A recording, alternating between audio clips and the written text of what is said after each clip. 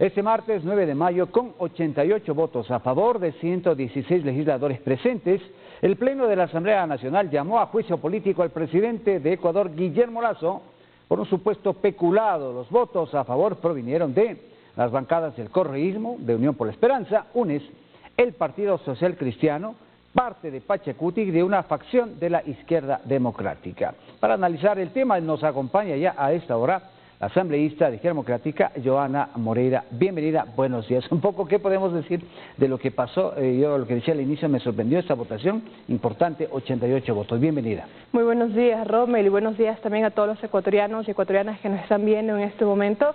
Creo que los procesos, sobre todo cuando hablamos de un juicio político a un presidente de la República, deben ser responsables y no podemos, por un lado, criticar un gobierno lamentablemente incompetente, pisoteando también la ley. Los asambleístas tienen que dedicarse a legislar y fiscalizar respetando los procedimientos, respetando la normativa que ellos mismos crean, y obviamente el gobierno tiene que dedicarse a gobernar, tiene que dedicarse a cumplir con las obras de este país. Pero esto se ha convertido en un circo en el que todos los días lo único que cambian son los payasos, y esa política no puede ser la política que se refleje en nuestro país, ni que reflejemos también a todo el mundo. Pero y ahora, ¿qué van a hacer ustedes? Usted, según tengo acá, pues se abstuvo, ¿no? Se abstuvo en esta votación con otros compañeros, 2, 4, 5, principalmente Izquierda Democrática se abstuvieron. ¿Por qué se abstuvieron? ¿O por qué no votaron en contra? Cuando nosotros decidimos encargarnos y asumir esta responsabilidad de reestructurar un partido de centro-izquierda, tomamos la decisión de que nosotros vamos a pelear por causas y que no es posible que un día tú tengas una respuesta, una posición o un voto por parte del partido y luego otro día, por un momento de coyuntura, tengas otra votación. Cuando los partidos Esas incoherencias son las que molestan a la ciudadanía, y nos molestan. Por eso que la ciudadanía ya no cree en partidos políticos, porque los partidos hoy por hoy, que se representan a través de bancadas legislativas, votan dependiendo de la coyuntura política y no de las circunstancias, y no existe una coherencia y una línea recta con cada una de las decisiones que toman. Hoy nosotros hemos adoptado una decisión de respetar un Estado constitucional de derechos y de garantías, que incluso lo tienen los gobiernos impopulares. Si vamos a destituir a Guillermo Lasso por peculado, va a ser porque ha cometido peculado, o cualquier otro presidente, sea un presidente de derecha o un presidente de izquierda, un presidente popular o un presidente impopular. Camuflado en este caso. No, definitivamente nosotros dijimos que no íbamos a entrar en un circo, lamentablemente, en el que por un lado se están dando votos o se están pidiendo votos para poder tener espacios en la Asamblea Nacional, ya sea asesorías externas, como se ha difundido un audio en las últimas horas, ya sea también personal que labora en comunicación, que labora en la presidencia, en los despachos de los asambleístas, como también por parte del gobierno, que mucho se está diciendo que también se están entregando ministerios y que tienen que ser ministerios fuertes, ministerios que tengan recursos económicos, y estamos hablando de la misma política de siempre. Y la Izquierda Democrática no va a entrar en un juego. ¿Qué abona esa abstención de Izquierda Democrática? De que no vamos nosotros a incurrir en un proceso que es ilegal, que está viciado lamentablemente, porque si usted ahora revisa la ley orgánica y la función legislativa, no sabemos qué va a pasar, no sabemos si tenemos que esperar un informe, porque el día de ayer... Es que ahí hay algunas cosas que no se entienden, hay algunas cosas que no se entienden. No hay informe, el informe no fue aprobado. Por supuesto, la Izquierda Democrática, para poder justificar nuestra votación, no está en contra de un juicio político a un presidente de la República, ni a un juicio político a Guillermo Lasso, no está en contra.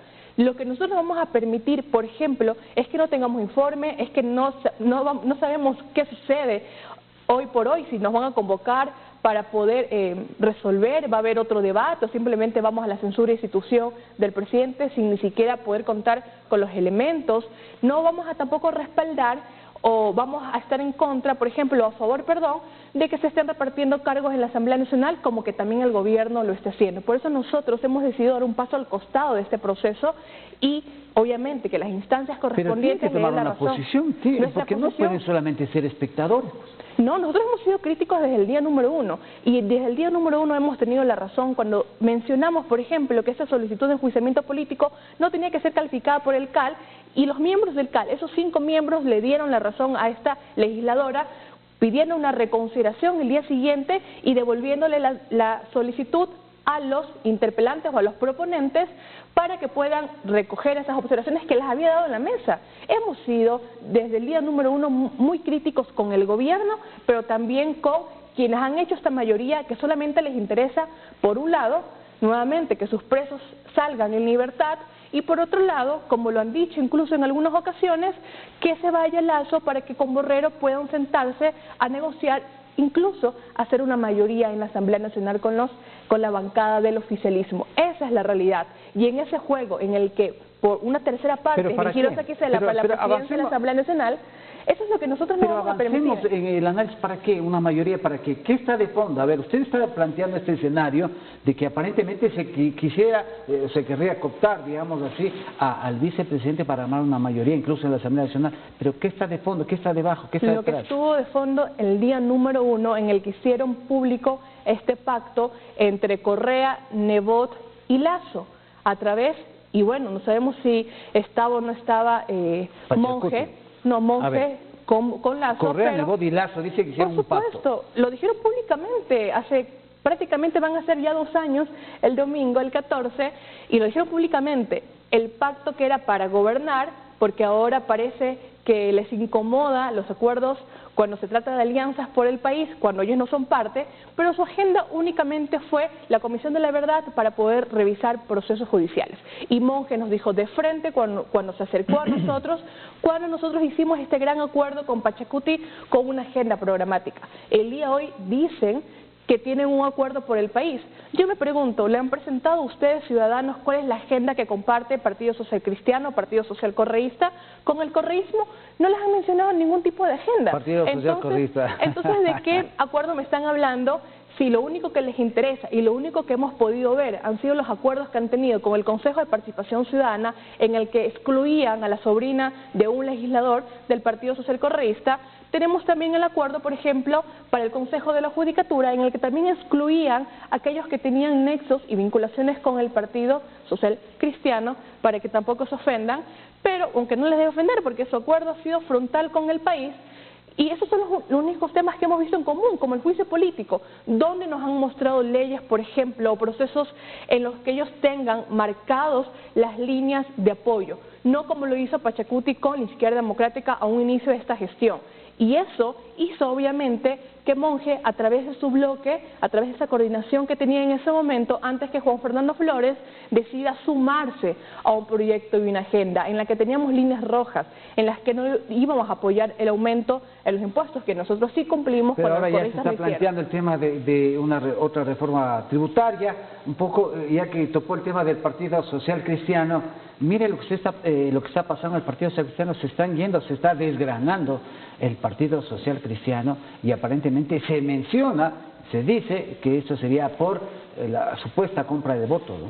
Hay que analizar cuáles han sido las respuestas que han dado por lo menos 3 legisladoras mujeres, y las mismas apuntan a un solo asambleísta y a estos actos machistas que ha ejercido con ellas. Yo le puedo comentar, y me va a disculpar una de esas asambleístas, pero incluso el primer día que llega esa asambleísta al Parlamento, lo que hace es poner las cosas que tenía en su despacho, en su oficina, en el Pleno de la Asamblea Nacional, ponerle en el piso, ponerle dos hombres fuera de su oficina, cerrarle la puerta para impedir que ella ingrese.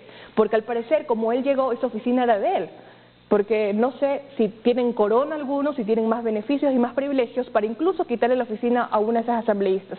Y eso pasó meses atrás, y la asambleísta mencionó que ella se iba a separar de esa bancada. ¿Puede decir los nombres? La asambleísta Karen Novecilla, claramente, que vio violencia, porque eso es violencia cuando tú llegas un momento a tu lugar de trabajo y encuentras todas tus cosas en el piso. Y lo mencionó con muchos compañeros, y muchas compañeras incluso pueden dar fe de lo que estoy mencionando. Pero se dijo, ¿por qué no se habló en su momento? Lo conversó con su jefe de bancada, lo conversó incluso con la presidencia de la Asamblea Nacional, y yo entiendo en ese momento la posición de un presidente que tiene que dejar que esa responsabilidad justo en esta coyuntura del juicio político. Y es que no es casualidad que las mismas asambleístas mencionen estos tratos machistas por parte de algunos de los legisladores, y hay que reconocer que ya llevamos 2 años de gestión. No estamos hablando de 6 meses, no estamos hablando de 3 o de 1 año en el que muchos han dejado de pasar ciertas situaciones, pero no es que ha llegado esta separación en medio de un juicio político, sino que este juicio político llega después de 2 años en el que muchos no han aceptado algunas posiciones, en el que muchos tampoco aceptan presiones, ni tampoco que te tengan que decir a ti, porque una cosa es que un liderazgo positivo te convenza, eso es lo correcto, no que tengan que imponerte.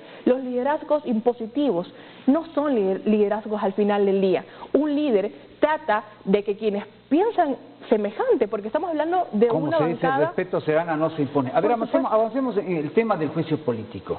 A ver, ustedes como Izquierda Democrática se van a mantener en esa posición de abstención ya durante lo que será...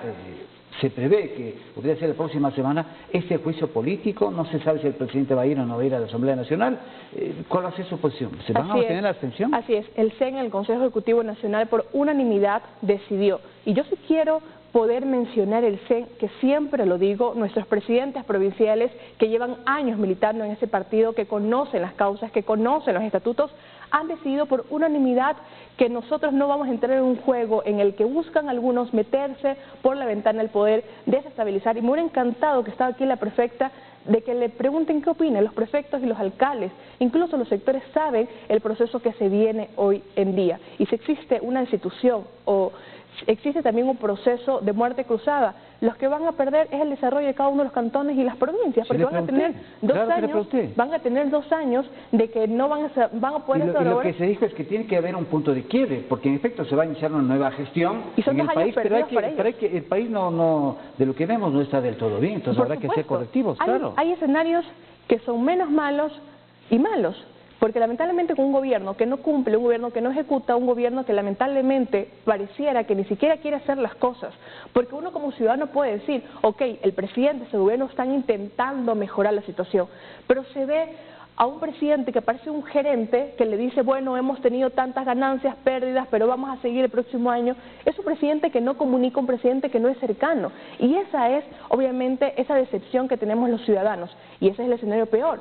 Vamos a ver cuál es el escenario no sé, menos malo que pueda suceder o que pueda ser un escenario mucho peor. Pero al final, ustedes van a ir por la abstención. Por supuesto. Es la abstención. Sí, nosotros hemos decidido, esa va a ser nuestra posición hoy y el día de mañana. ¿Por qué? Porque no vamos a jugar como lamentablemente han jugado otros partidos. Pero mejor voten en contra, pues. Esa fue la decisión de los presidentes provinciales, quizás incluso un asambleísta votó en contra, ya depende porque mucho. Porque aparentemente están cuidándose su imagen políticamente hablando. Estas causas, las causas a veces que son justas o que no vamos a decirlo justo, a veces las causas correctas no son las causas populares y nosotros lo tenemos muy claro cuando fuimos la bancada que propuso e impulsó, por ejemplo, el tema del aborto, el tema, por ejemplo, en mi provincia de agua contaminada con arsénico, con una alcaldía que era muy populista y que sabíamos que íbamos a tener ese choque entre lo populista y lo que es correcto. A veces las causas correctas no son populares, pero ¿qué debe hacer un político? Un político tiene que ser responsable y nosotros no vamos a caer en el juego. En base a esa responsabilidad deberían votar a favor o en contra.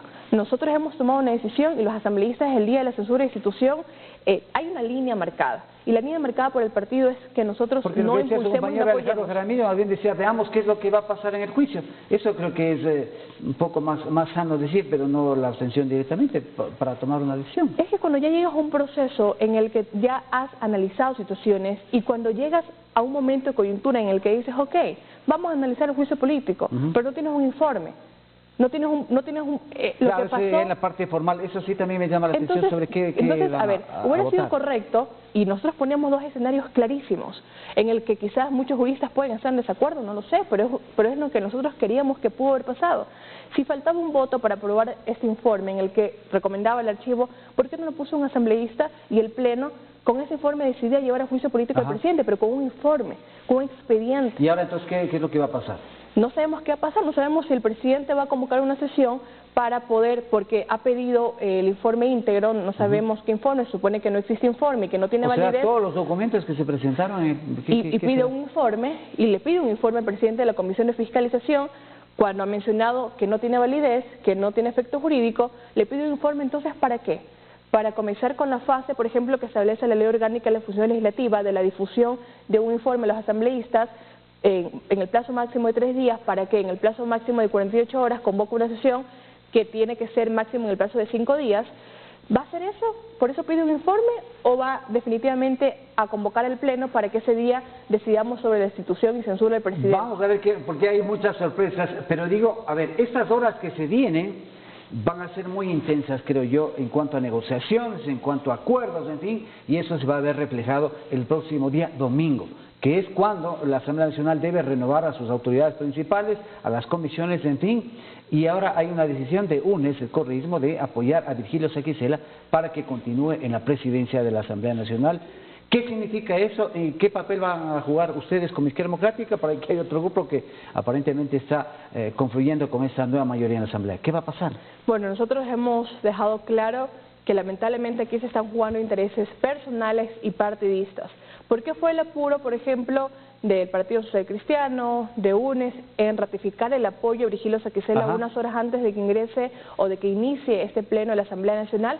Porque Virgilio Saquicela ofertaba y ponía en la mesa los votos que le hacía falta a estas dos bancadas, o a estos dos partidos, porque ya no es bancada, Partido Social Cristiano, a estos dos partidos los votos que le hacían falta para completar los 92. Entonces era solamente un abreboca de decirles que sin él no tenían los votos para censurar y destituir al presidente Guillermo Lasso, siempre y cuando el 14, que es el domingo, que va a ser justamente en medio de la censura y destitución, a él le den el respaldo para poder ser presidente de la Asamblea Nacional. Y ahí la conformación de las comisiones y todo esto, yo por eso van a ser horas muy intensas. Hay algo muy gracioso, yo creo que van a salir algunos audios y cosas, no, y me imagino yo, porque así está funcionando ahora. Y lo gracioso de esa nueva mayoría, ¿no? Al parecer piensan que existen 15 miembros del CAL, porque algunos asambleístas independientes, incluso a 3 asambleístas independientes, le he escuchado que les han ofrecido un espacio en el CAL, una vocalía en el CAL.